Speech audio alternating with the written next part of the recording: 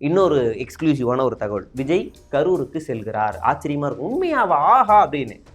வர வெள்ளிக்கிழமை போகலான்னு பிளான். சனிக்கிழமை பிளான் பண்ணியிருந்தா சிரிச்சிருவாங்க. ஏன்னா இப்பயே சனினே அப்படி சாரி சனி இல்லையா அப்படின்ற மாதிரி கேட்டுருவாங்க. அப்படின்றனால சனிக்கு போகாமல் வெள்ளிக்கிழமை போவோம் அப்படின்னு திட்டமிட்டு இருக்காரு. ஆனால் அங்கே ஏற்கனவே ஒரு தரித்திரம் பிடிச்ச மாதிரி ஒரு பொலிட்டிக்கல் ஸ்ட்ராட்டஜிஸ்ட் இருப்பார்ல, அவர் பேர் என்னன்னு தெரில, அவருன்னா முட்டுக்கட்டை போடுறாரு.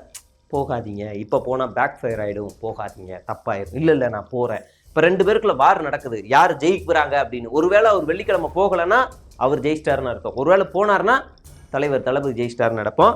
அதனால் வெள்ளிக்கிழமை என்ன நடக்குது அப்படிங்கிறத பார்ப்போம்.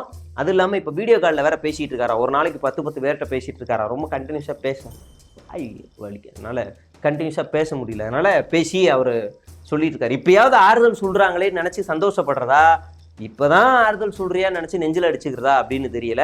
இருந்தாலும் எதையாவது பண்ணி தொலையிட்டோம். சீக்கிரம் போய் மக்கள் போய் நின்னா கூட இப்போ ஒரு ஆறுதலுக்காக ஏமா என்னதான் போயிருக்கு, நான் மன்னிச்சுனுக்குமான்னு ஒரு வார்த்தை சொன்னால் கூட அவங்க மன்னிக்கவா, அவங்க மன்னிப்பு தான் முக்கியம். அது போய் சீக்கிரம் வாங்கணும் அப்படின்னு கேட்டுக்கிறோம். இன்னும் நிறைய தகவல்கள்லாம் இருக்குது. அடுத்த வீடியோவில் அந்த கட்சியுடைய தலைவர் தன்னிச்சையாக சில முடிவுகளை எடுக்கணுமா. அந்த முடிவுகளுக்கெல்லாம் ஒவ்வொரு முடிவுகளுக்கும் ஒவ்வொருத்தரும் அடிக்கிறாங்களாம், தலைவரை டைரக்டாக அடிக்கிறாங்களாம்.